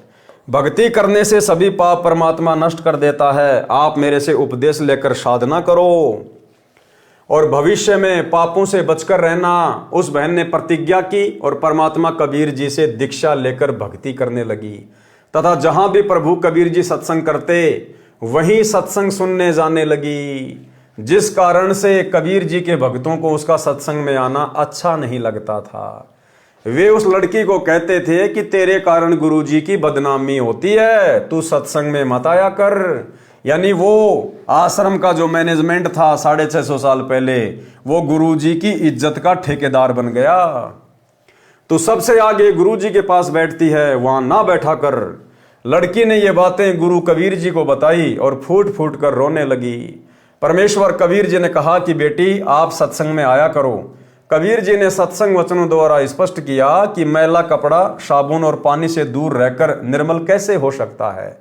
इसी प्रकार पापी व्यक्ति सत्संग से तथा गुरु से दूर रहकर आत्म कल्याण कैसे करा सकता है। भगत वैश्या तथा रोगी से नफरत नहीं करें, सम्मान करते हैं, उनको ज्ञान चर्चा द्वारा मोक्ष प्राप्ति की प्रेरणा करते हैं। परमात्मा कबीर जी के बार बार समझाने पर भी भगत जन उस लड़की को सत्संग से मना करते रहे तथा बहाना करते थे कि तेरे कारण गुरुजी की काशी में बदनामी हो रही है। काशी के व्यक्ति हमें बार बार कहते हैं कि तुम्हारे गुरुजी के पास वैश्या भी जाती है, वो काहे का गुरु है। एक दिन कबीर परमेश्वर जी ने उस लड़की से कहा कि बेटी आप मेरे साथ हाथी पर बैठकर चलोगी। लड़के ने कहा जो आज्ञा गुरुदेव। अगले दिन सुबह लगभग 10 बजे हाथी के ऊपर तीनों सवार होकर काशी नगर के मुख्य बाजार में से गुजरने लगे। संत रविदास जी हाथी को चला रहे थे, लड़की रविदास जी के पीछे कबीर जी के आगे, यानी दोनों के बीच में बैठी थी। कबीर जी ने एक बोतल में गंगा का पानी भर लिया, उस बोतल को मुख से लगाकर घूंट घूंट कर पी रहे थे। लोगों को लगा कि कबीर जी शराब पी रहे हैं। शराब के नशे में वैश्या को सरेआम बाजार में लिए घूम रहे हैं। काशी के व्यक्ति एक दूसरे को बता रहे हैं कि देखो बड़े बड़े उपदेश दिया करता कबीर जुलाहा, आज इसकी पोल पट्टी खुल गई है। ये लोग सत्संग के बहाने ऐसे कर्म करते हैं। काशी के व्यक्ति कबीर जी के शिष्यों को पकड़ पकड़ कर लाकर दिखा रहे थे कि देख तुम्हारे परमात्मा की करतूत, शराब पी रहे हैं, वैश्या को लिए सरेआम घूम रहा है। ये लीला देखकर वे 64 लाख नकली शिष्य कबीर जी को त्याग कर चले गए। और यही हाल भाई और बहनों सन 2014 बरवाला कांड की परीक्षा में लगभग आधी संगत, यानी जिस समय बरवाला कांड हुआ 2014 में लगभग 14 से 15 लाख भगत थे गुरुदेव के। उनमें से आधे भगत तो उसी समय फेल हो गए थे। उसी समय बड़े बड़े कोऑर्डिनेटर जो आज संगत में ठेकेदार बन के घूम रहे हैं, अपने आप को बहुत बड़े बड़े भगत साबित किए हुए हैं। इस दास ने आंखों देखा है, कानों से सुना है, जो आज कोऑर्डिनेटर बन के बैठे हैं। उन लोगों ने बरवाला कांड के समय गुरुजी में 100 प्रकार के दोष देखे और गुरुजी की फोटो को अपने घर से निकाल के जमीन में गड्ढा खोद के दबा दिया और आज वो लोग नामदान सेंटर पर बैठे। हमारे जयपुर से एक भगत जी हैं, अब काफी दिन हो गए हम इन लोगों के संपर्क में नहीं, हम उनका नाम भी भूल गए। एक वकील है, रामकिशोर वकील, रामकिशोर गुज्जर। उसके बच्चे बरवाला कांड के समय सतलोक आश्रम बरवाड़ा में थे और वकील साहब अपने घर पर बैठे बैठे पूरा तमाशा देख रहे थे। वकील साहब भगतों को कह रहे थे, अरे गुरुजी जेल कब जाएंगे, कब पुलिस की पकड़ में आएंगे, क्या संगत को मरवा के जेल में जाएंगे क्या? क्योंकि वकील साहब को अपने बच्चों की चिंता हो रही थी और गुरुजी को भला बुरा कहने लगे, अब क्या संगत को मरवा के गुरुजी फिर आश्रम छोड़ के जाएंगे क्या? और एक बोरे में सारी फोटोएं पुस्तकें डाल के कुएं में डाल के आए, कुएं में। और आज वही रामकिशोर वकील जयपुर वाला हिसार में गुरुजी का मुकदमा लड़ रहा है। सतलोक आश्रम मैनेजमेंट हरियाणा ने उसको गुरुजी का वकील बना दिया है। इन आश्रमों में जाते हैं, सारी व्यवस्थाएं संभालते हैं। आज ये देवीलाल चौधरी राजस्थान के सिक्कर का नामदान सेंटर संभालता है, शायद वहां का कोऑर्डिनेटर भी वही है। वही था वो जिसने बरवाला कांड के बाद गुरुजी की फोटोएं जमीन में दबा दी और कहा कि गुरुजी को क्या जरूरत थी आश्रम में स्विमिंग पूल बनाने की, और आज वो नामदान सेंटर पे बैठा है। भाई और बहनों, ऐसे एक नहीं अनेकों। एक राजस्थान के सवाई माधोपुर जिले के शायद लालसोट तहसील के हैं, वो टीचर हैं, टीचर। उनका इंटरव्यू भी आपने देखा होगा कभी कभार। राजस्थान के सवाई माधोपुर जिले के, नाम दास भूल जाता है उनका। उसने बरवाला कांड के बाद अपने पहले वाले गुरु की शरण ग्रहण कर ली थी, जाके उसको दंडवत किया, माफी मांगी कि मेरे से गलती हो गई गुरुजी, जो मैं आपको छोड़कर संत रामपाल जी के पास चला गया था। उसके पहले वाले गुरुजी ने कहा कि बेटा मैंने तो तेरे को पहले कहा था कि वो पाखंडी है, ड्रामेबाज है। आज वही व्यक्ति राजस्थान के सवाई माधोपुर जिले के और उस तहसील का आज वो कोऑर्डिनेटर है, कोऑर्डिनेटर। तो भाई और बहनों, ऐसे ऐसे महापुरुष आज इस संगत को सतलोक के दर्शन करवा रहे हैं। ये है सतलोक आश्रम मैनेजमेंट हरियाणा का हाल। ये तो मेरे आसपास के लोग हैं इसलिए मुझे जानकारी है। बाकी आदि संगत बरवाला कांड के समय परमात्मा में दोष देख के दूर हो चुकी थी। आप भले वापस जुड़ के अपनी भक्ति कर रहे हैं टूटी फूटी, लेकिन आधे भक्तों के मन में दोष पैदा हो चुका था, आधे भक्तों के मन में। वैश्या को लिए सरेआम घूम रहा है, ये लीला देखकर वे 64 लाख नकली शिष्य कबीर जी को त्याग कर चले गए। पहले वाली साधना करने लगे, लोक लाज में फंसकर गुरु विमुख हो गए। परमात्मा कबीर जी विशेषकर ऐसी लीला उस समय किया करते जिस समय दिल्ली का सम्राट सिकंदर लोदी काशी नगरी में आया हो। उस समय सिकंदर लोदी राजा काशी में उपस्थित था। काजी पंडितों ने राजा को शिकायत कर दी कि यदि जुलाहे ने जुल्म कर दिया, काजी पंडितों ने राजा को शिकायत कर दी कि कबीर जुलाहे ने जुल्म कर दिया। शर्म लाज समाप्त करके सरेआम वैश्या के साथ हाथी के ऊपर गलत कार्य कर रहा था, शराब पी रहा है। राजा ने तुरंत पकड़कर गंगा में डुबोकर मारने का आदेश दिया। अब देखो, ऐसे थे हम भगत 650 साल पहले। राजा सिकंदर लोदी ने परमात्मा से उपदेश ले रखा था, अनेकों चमत्कार देख रखे थे, और फिर भी जनता के दबाव में आकर कहा कि उसको पकड़ो और गंगा जी में डुबो दो, आदेश दे दिया। अपने हाथों से राजा सिकंदर ने कबीर परमेश्वर जी के हाथों में हथकड़ी तथा पैरों में बेड़ी तथा गले में तोक लगाई। नौका में बैठाकर गंगा दरिया के मध्य में ले जाकर दरिया में सिपाहियों ने पटक दिया। हथकड़ी, बेड़ी तथा तोक अपने आप टूटकर जल में गिर गई। परमात्मा जल पर पद्म आसन लगाकर बैठ गए। नीचे से गंगा जल चक्कर काटता हुआ बह रहा था। परमात्मा जल के ऊपर आराम से बैठे थे। कुछ समय उपरांत परमात्मा कबीर जी गंगा के किनारे आ गए। सिपाहियों ने शेख तकी के आदेश से कबीर जी को पकड़कर नौका में बैठाकर कबीर परमात्मा के पैरों तथा कमर पर भारी पत्थर बांधकर हाथ पीछे को रस्सी से बांधकर गंगा दरिया के बीच में फेंक दिया। रस्से टूट गए, पत्थर जल में डूब गए। परमेश्वर कबीर जी जल के ऊपर बैठे रह गए। जब देखा कि कबीर गंगा दरिया में डूबा नहीं, तो क्रोधित होकर शेख तकी के कहने से राजा ने तोप के गोले मारने का आदेश दे दिया। पहले कबीर जी को पत्थर मारे, गोली मारी, तीर मारे, अंत में तोप के गोले 4 पहर यानी 12 घंटे तक कबीर जी के ऊपर मारे। अब बताओ भाई और बहनों, आज हम कैंसर के रोगी नहीं होंगे तो क्या होगा? आज हम भयंकर तरीके से भूत प्रेतों से पीड़ित नहीं होंगे तो क्या होगा?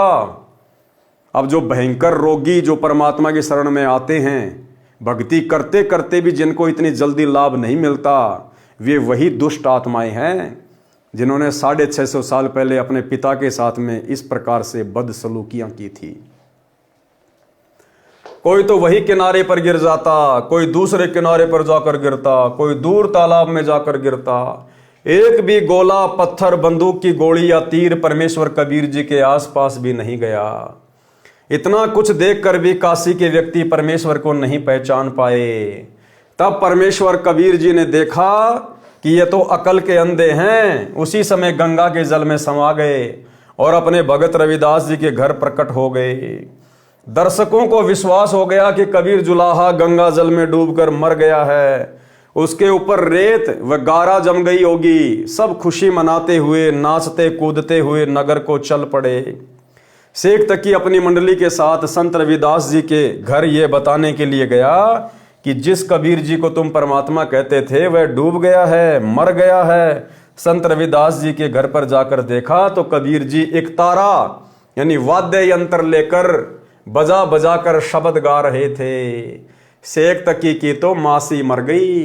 राजा सिकंदर के पास जाकर बताया कि वह आंखें बचाकर भाग गया है, रविदास के घर बैठा है। यह सुनकर बादशाह सिकंदर लोदी संत रविदास जी की कुटिया पर गया। परमात्मा कबीर जी वहां से अंतर्ध्यान होकर गंगा दरिया के बीच में जल के ऊपर समाधि लगाकर जैसे जमीन पर बैठते हैं ऐसे बैठ गए। रविदास जी से पूछा कि कबीर जी कहां पर हैं? संत रविदास जी ने कहा कि हे बादशाह जी, वे पूर्ण परमात्मा हैं, वे ही अलख अल्लाह हैं, आप इन्हें पहचानो। वे तो मर्जी के मालिक हैं, जहां चाहें चले जाएं। मुझे कुछ नहीं पता कहां चले गए, वे तो सबके साथ रहते हैं। उसी समय किसी ने बताया कि कबीर जी तो गंगा जी के बीच में बैठे भक्ति कर रहे हैं। सब व्यक्ति तथा राजा व सिपाही गंगा दरिया के किनारे फिर से गए। अब देखो ये राजाओं के काम है, ये बच्चों जैसी हरकतें बताओ राजा कर रहे हैं। गुरु भी धारण कर रखा है, कैसे कैसे चमत्कार देख लिए और फिर भी उनकी बुद्धि ठिकाने नहीं आई कि नालायकों, अगर कोई सामान्य व्यक्ति होता, कोई सामान्य संत होता तो इतने तीर मार लिए। 12 घंटे कम नहीं होते, हजारों सैनिक तीर मार रहे हैं। अरे किसी न किसी का तो लगता, लाखों तीर बर्बाद कर दिए, एक का तो लगता। सैकड़ों हजारों तोप के गोले छोड़े गए, लोग पत्थरों से मार रहे हैं और परमात्मा का बाण भी बांका नहीं हुआ। फिर भी काल प्रेरणा इतनी भयंकर, उनकी बुद्धि में भी ये बात नहीं आई कि ये सामने क्या शक्ति है। उसी समय किसी ने बताया कि कबीर जी तो गंगा के बीच में बैठे भक्ति कर रहे हैं। सब व्यक्ति तथा राजा व सिपाही गंगा दरिया के किनारे फिर से गए। राजा ने नौका भेजकर मल्लाह के द्वारा संदेश भेजा कि बाहर आएं। मल्लाहों ने नौका कबीर जी के पास ले जाकर राजा का आदेश सुनाया कि आपको सिकंदर बादशाह याद कर रहे हैं, आप चलिए। परमेश्वर कबीर जी उस जहाज यानी बड़ी नौका में बैठकर किनारे पर आए। राजा सिकंदर ने फिर गिरफ्तार करवाकर हाथ पैर बांधकर खूनी हाथी से मरवाने की आज्ञा कर दी। चारों ओर जनता खड़ी थी, सिकंदर ऊंचे आसन पर बैठे थे, परमात्मा को बांध जोड़कर पृथ्वी पर डाल रखा था। ठीक इसी प्रकार भाइयों और बहनों, ये परमात्मा की दयालुता का प्रमाण है। परमेश्वर ने राजा सिकंदर लोदी के असाध्य जलन के रोग को ठीक किया। परमात्मा चाहते तो उसका रोग वापस वैसा ही कर सकते थे। उसकी बुद्धि 2 मिनट में ठिकाने आ जाती, 2 मिनट में।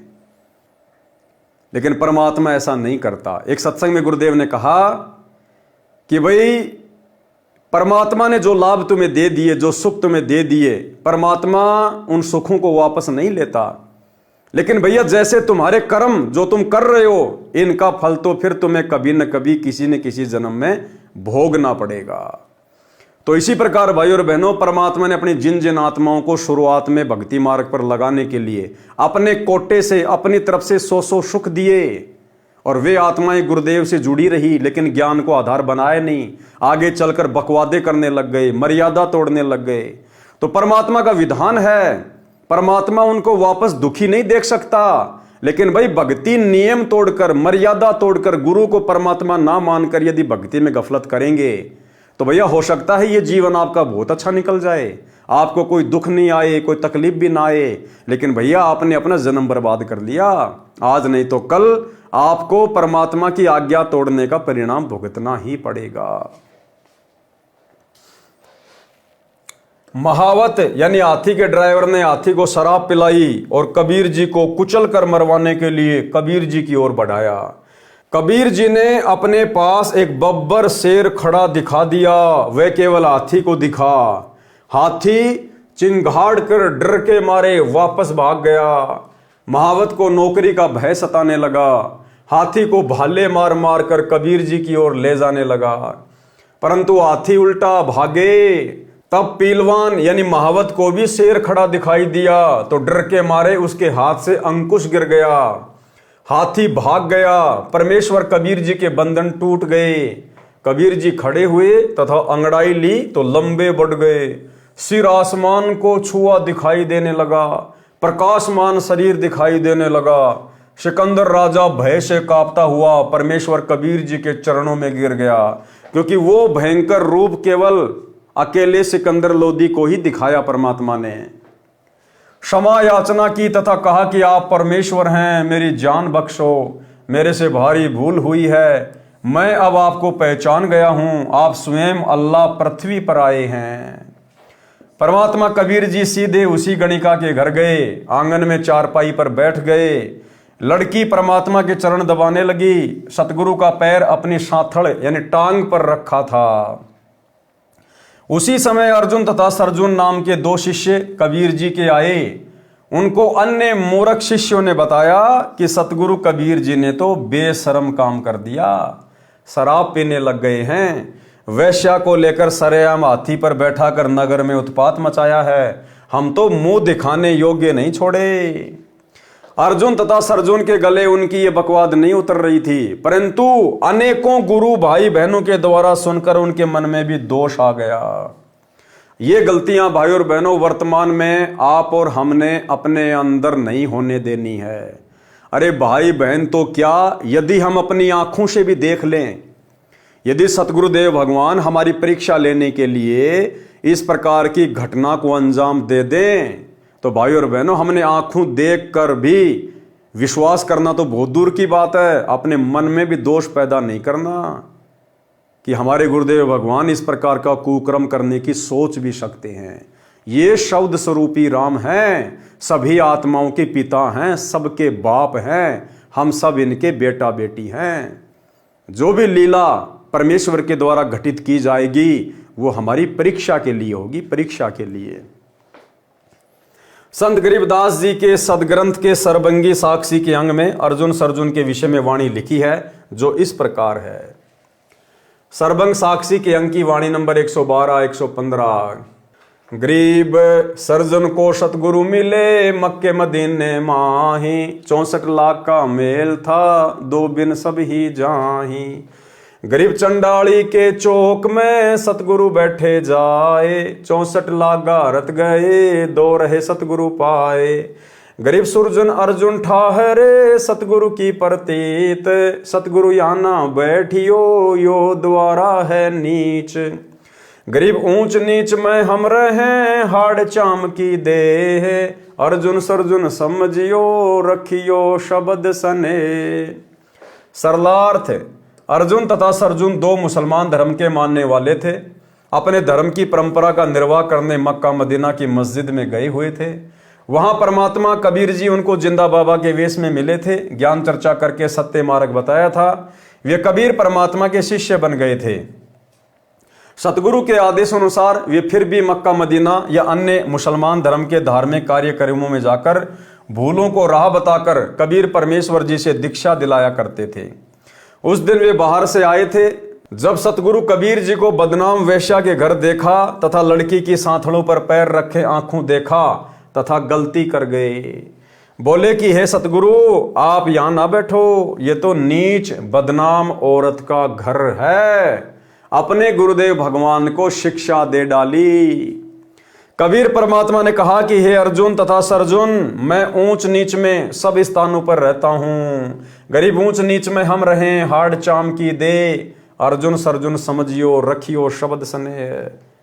मैं ऊंच नीच में सब स्थानों पर रहता हूं। ये तो हाड़ चाम का शरीर इस लड़की का है, मेरे लिए तो मिट्टी है। हे अर्जुन तथा सरजुन, समझो, आपको जो दीक्षा नाम जाप दे रखी है उसका जाप करो। पहले तो तुम परमात्मा कहते थे, आज मुझे शिक्षा दे रहे हो।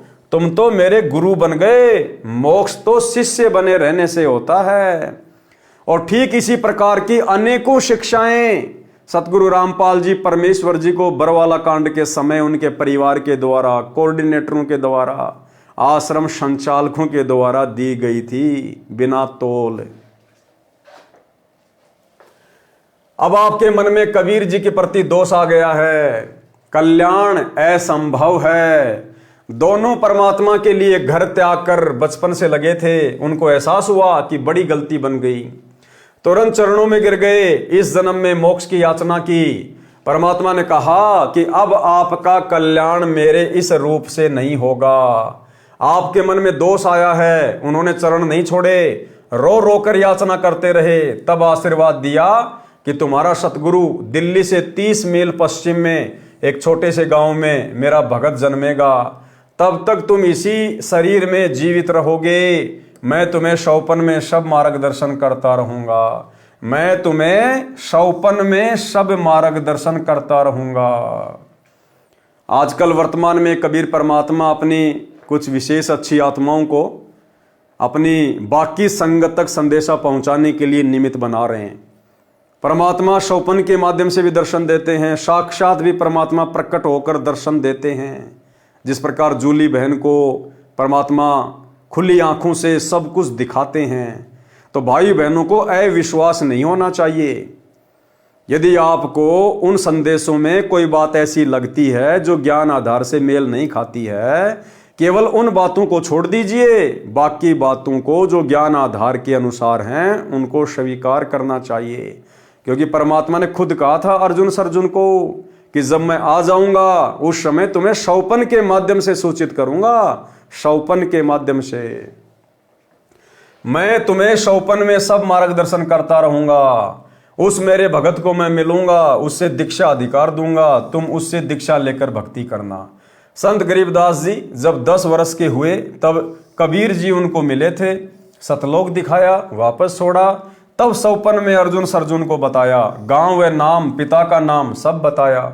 उस समय अर्जुन सरजुन हरियाणा प्रांत के गांव हुमायूंपुर में एक किसान के घर पर रहते थे। आयु लगभग 225 वर्ष की थी। दोनों को एक जैसा शौपन आया। सुबह एक दूसरे को बताया। किसान सेवक से पूछा कि यहाँ कोई छुड़ानी गांव है? किसान ने बताया कि है। उन्होंने कहा कि आपने इतनी सेवा की है, आपका एहसान कभी नहीं भूल पाएंगे। अर्जुन सरजुन ने उस सेवक से क्या कहा कि आपने हमारी इतनी सेवा की है, आपका एहसान कभी नहीं भूल पाएंगे। इस प्रकार के शब्द वर्तमान में आप और हम भगत भाई बहनों ने अपने मुख से नहीं निकालने हैं।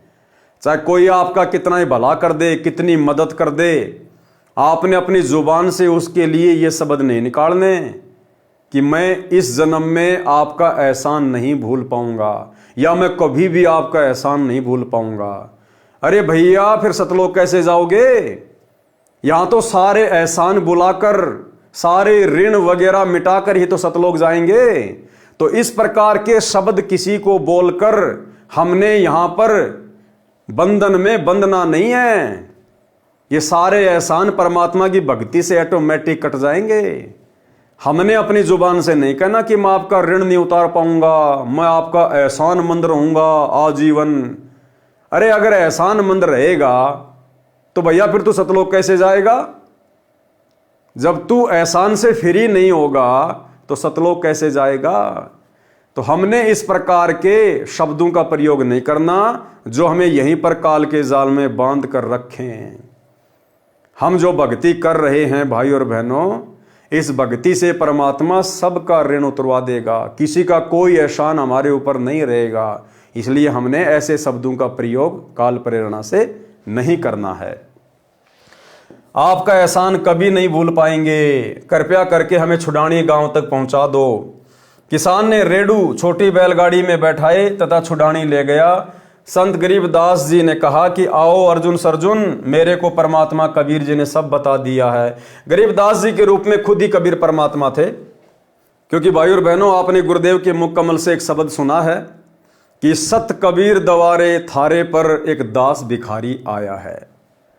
इसमें एक जगह परमात्मा ने अर्जुन सरजुन का जिक्र किया है कि अर्जुन सरजुन ने पहचान लिया, छूडानी में दर्शन आन किया।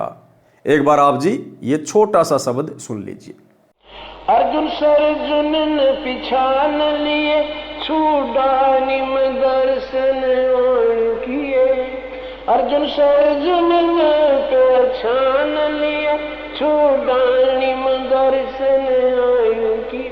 ए रानी नंदन हमने जान लिए, बल राम पिता जनाया है। भक्ति की भिक्षा दे, मीद कटोरा लाया है। सत कबीर दवारे, तेरे पे एक दास भिखारी आया है। तो भाई और बहनों, अर्जुन सरजुन के विषय में गुरुदेव ने क्या लिखा?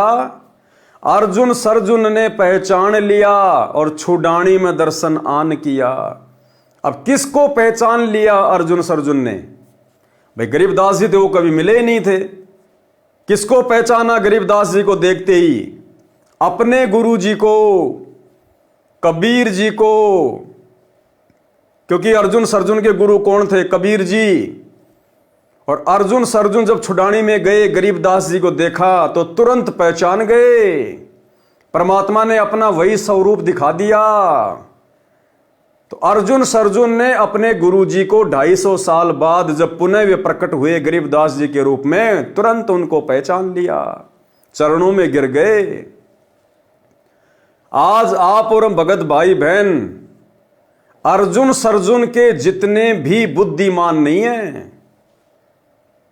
अरे अर्जुन सरजुन ने अपने कबीर भगवान को पहचान लिया गरीबदास जी के रूप में, लेकिन आज ये लाखों की संगत सतलोक आश्रमों से जुड़े हुए भाई बहन अपने उसी कबीर परमात्मा को सतगुरु रामपाल जी के रूप में नहीं पहचाना, नहीं पहचान रहे हैं।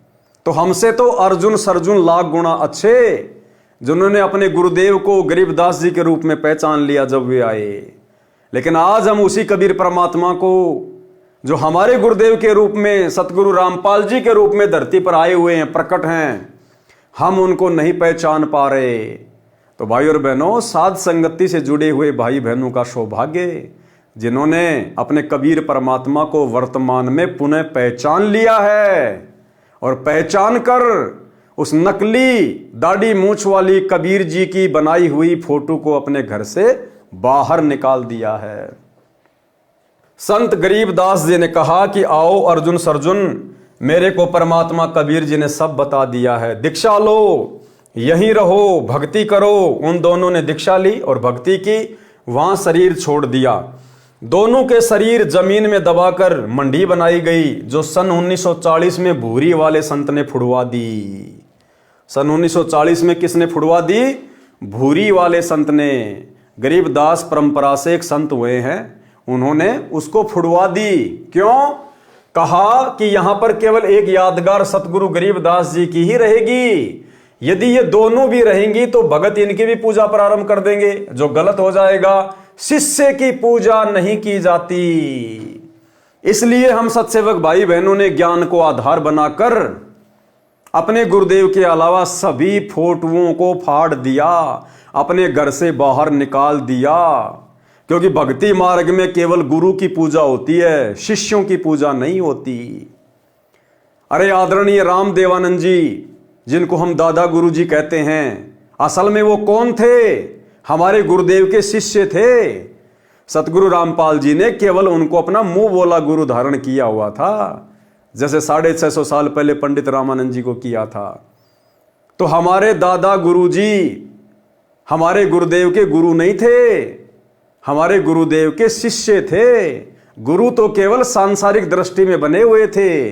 तो भैया भक्ति मार्ग में शिष्य की पूजा नहीं होती, परमात्मा की पूजा होती है। और परमात्मा है सतगुरु रामपाल जी, पंडित चिदानंद जी, वो भी एक जीव आप और हमारी तरह। शिष्य की पूजा नहीं होती। गरीबदास जी उन्होंने एक शिष्य की भूमिका निभाई, शिष्य की पूजा नहीं होती। और दाढ़ी मूंछ वाले कबीर जी की तो फोटो वैसे ही नकली है, और अगर असली भी है तो भी हमने नहीं पूजनी, क्योंकि वही कबीर जी आज हमारे गुरु जी के रूप में आ गए। तो उस फोटो को पूज के हमें क्या मिलेगा? जो जिंदा धरती पे प्रकट है, सीधा उन्हीं को ना पूजेंगे। इसलिए हम सत्सेवक भाई बहनों ने सभी फोटोओं को अपने घर से बाहर कर दिया। जिस प्रकार सन 1940 में भूरी वाले संत ने अर्जुन सर्जुन की मंडी को फुड़वा दिया और क्या कहा कि केवल एक सतगुरु की पूजा होनी चाहिए, शिष्य की पूजा नहीं होनी चाहिए। कहा कि यहां पर केवल एक यादगार सतगुरु गरीबदास जी की रहेगी, यदि ये दोनों भी रहेगी तो भगत इनकी पूजा प्रारंभ कर देंगे। और आज सतगुरु रामपाल जी के 90% भगत जो सतलोक आश्रमों से जुड़े हुए हैं, वो भगतों की भी पूजा कर रहे हैं। दादा गुरु जी कौन? एक भगत था। पंडित चिदानंद जी कौन? एक भगत था। गरीबदास जी कौन? एक भगत की भूमिका थी। तो आज 90% संगत जो इन आश्रमों से जुड़ी हुई है, तत्व ज्ञान के अभाव में, साध संगति के अभाव में शिष्यों की पूजा कर रही है, शिष्यों की पूजा। अब आप लोगों को धीरे धीरे समझ में आएगा कि ये सारी की सारी प्रेरणा इन फोटोओं को अपने घरों से हटाने की, एकमात्र अपने गुरुदेव को दंडवत करना, अपने गुरुदेव का ही जयकारा लगाना, लॉकेट में भी केवल अपने गुरुजी की फोटो डाल के पहनना, ये सारी प्रेरणा हिसार जेल में बैठे बैठे सतगुरु रामपाल जी भगवान ही हम सत्सेवकों को करते हैं। और उन्हीं के अनुसार हम आगे की भक्ति यात्रा कर रहे हैं। बाकी संगत तो अभी बहुत दूर है, भक्ति मार्ग से बहुत दूर है। बाकी संगत पतिव्रता पद की भक्ति नहीं कर रही है। काशी नगर में भोजन भंडारा लंगर देना। तो भाई और बहनों, आज के वीडियो में हम केवल इतना ही लेंगे। कल रात्रि 8 बजे सभी भाई बहन फिर से लाइव जुड़िए, एक नए वीडियो के साथ में, एक नई शिक्षा के साथ में। तब तक गुरुदेव भगवान हम सबको आज्ञा दे, इजाजत दे, आशीर्वाद दे। बंदी छोड़ सतगुरु रामपाल जी भगवान की जय हो।